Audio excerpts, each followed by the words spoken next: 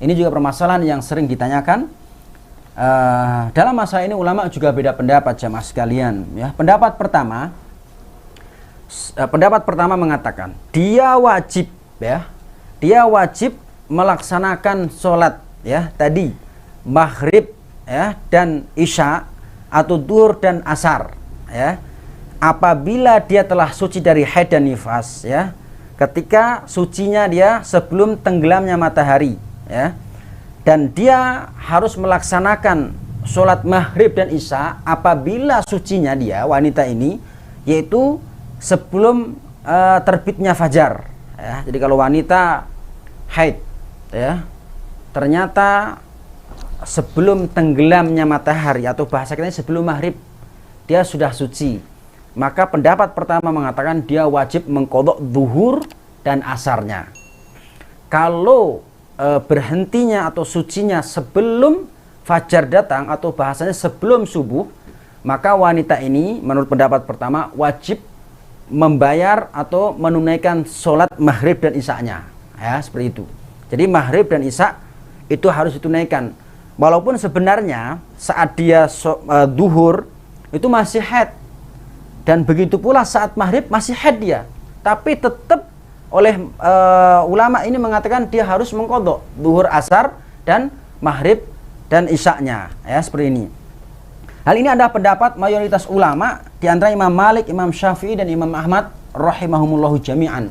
Ini pendapat mayoritas ulama memerintahkan wanita untuk melaksanakan sholat duhur dan asar apabila sucinya sebelum matahari tenggelam, dan wajib melaksanakan sholat maghrib dan isya-nya ketika dia sucinya dari haid dan nifas, yaitu sebelum fajar terbit, ya.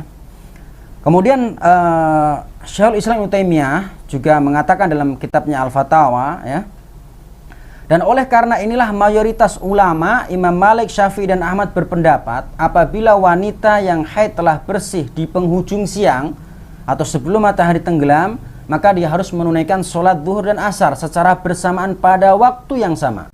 Dan apabila dia bersih di penghujung malam atau sebelum terbit fajar, dia harus menunaikan sholat maghrib dan isya-nya, ya, secara bersamaan. Juga berdasarkan riwayat, ya, yang dinukil dari Abdurrahman bin Auf dan Abu Hurairah serta Ibnu Abbas, ya, mengatakan karena waktu tersebut bersamaan antara dua sholat saat udzur, maka apabila dia suci di penghujung waktu siang namun di waktu duhur masih ada, maka dia harus melaksanakan sholat tersebut.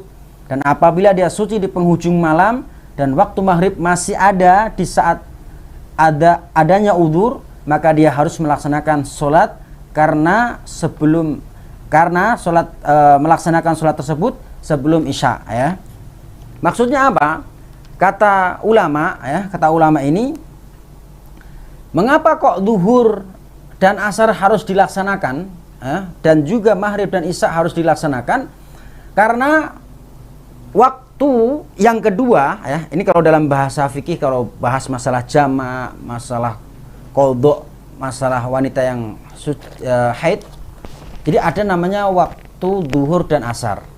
Kalau duhur dan asar, duhur itu disebut waktu pertama, ya, kalau asar waktu kedua. Kalau bicara maghrib dan isya, maghrib itu disebut waktu pertama dan isya waktu kedua. Mengapa kok kalau sucinya sebelum maghrib kok harus melaksanakan sholat duhur dan asar? Ulama ini mengatakan karena waktu asar atau waktu kedua, ya, atau kalau maghrib sama isya, yaitu isya itu namanya waktu kedua, atau saya sederhanakan kita sebut duhur asar saja dulu. Karena asar atau waktu kedua itu adalah merupakan waktu, ya, pelaksanaan sholat waktu pertama atau duhur saat dia mengalami udzur. Kita kasih contoh, memang pembahasan ini agak sedikit jelimet. Misal orang ketiduran atau lupa, ya, dia belum melaksanakan sholat duhur. Pertanyaannya, dan dia ingat di asar, kapan dia melaksanakan sholat duhur? Jelas di sholat asar. Sehingga kita katakan duhur sama asar sudah sepasang, maghrib dan isya sudah sepasang. Kalau orang lupa atau ketiduran nggak sholat maghrib, tahu-tahu ingetnya atau bangunnya isya, mau nggak mau maghrib dilaksanakan di isya. Inilah alasan ulama mengapa wanita yang saat haid sucinya sebelum tenggelam matahari atau maghrib, duhur dan asar juga harus dilaksanakan, duhur ini dan asar. Karena tadi kalau seandainya duhur itu udur, ya asar melaksanakan duhur plus asar. Ini argumen ulama. Dan ini adalah mayoritas ulama yang mengatakan pendapat tersebut. Kemudian ada juga pendapat kedua jamaah sekalian, ini adalah madhab Hanafi ya. Kalau madhab Hanafi dalam masalah ini berpendapat secara umum ya, secara umum saja, bahwa selama wanita masih mendapati haid, maka dia tidak wajib sholat dan tidak mengqadha sholat yang ia tinggalkan. Maka ya dikatakan ia hanya diwajibkan sholat apabila mendapati waktu sholat sedangkan ia sudah bersuci. Sederhananya kalau madhab Hanafi, selama wanita itu masih haid, kagak ada untuk mengqadhanya. Kalau tadi kan mayoritas ulama mengatakan duhur, asar, duhurnya disuruh qadha, padahal duhur masih haid. Kok duhur sama asar suruh melaksanakan? Ya tadi saya sebutkan argumennya. Kalau Hanafi tidak, duhur masih haid ya nggak perlu dia diqadha. Kalau mau qadha asar saja. Begitu pula tadi maghrib dan isya. Dia sucinya sebelum fajar. Kan maghrib masih haid, kok suruh qadha? Ya nggak bisa. Ya, itu menurut Hanafi. Kalau mau qadha isya-nya saja, karena dia mendapati saat isya dia suci. Itu madhab Hanafi. Dan ini pendapat yang dipilih pula oleh Syekh Muhammad bin Shalih Al-Utsaimin ya. Beliau mengatakan pendapat yang terkuat dalam masalah ini, kata beliau, wanita tersebut tidak memiliki kewajiban sholat kecuali asar saja atau maghrib saja. Hal ini karena tidak ada dalil wajibnya sholat duhur bagi wanita tersebut. Juga karena hukum asal seseorang itu bara'atu dhimmah, terbebas dari kewajiban. Hukum asal wanita itu kalau memang masih haid ya nggak ada kewajiban untuk sholat, bara'atu dhimmah, terlepas, nggak perlu dia qadha. Wong dia memang masih haid kok.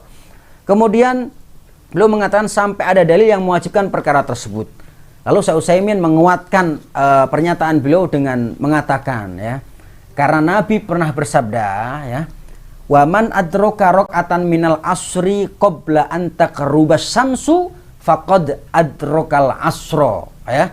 Siapa saja yang mendapati satu rakaat dari sholat asar sebelum matahari tenggelam ya, barang siapa yang mendapati sholat asar satu rakaat saja sebelum matahari tenggelam, maka dia telah mendapatkan sholat asar. Ya misal orang entah sebabnya apa, dia baru sholat asar, Allahu Akbar ya, satu rakaat ternyata adzan maghrib.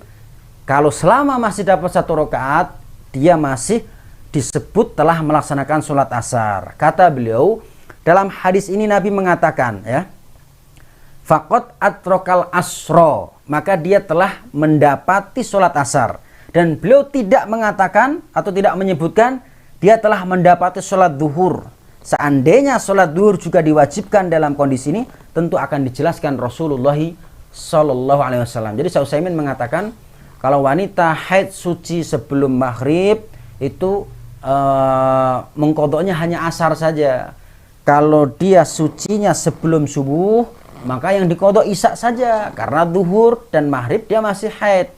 Karena Nabi mengatakan barang siapa yang menjumpai satu rakaat dari sholat asar sebelum maghrib datang, maka dia telah mendapatkan sholat asar saja. Nabi nggak mengatakan dia telah mendapatkan sholat duhur dan asar, tapi asar saja. Hal ini menunjukkan bahwasanya sehingga wanita ketika mendapati tadi suci sebelum matahari tenggelam, cukup dia qadha asar saja.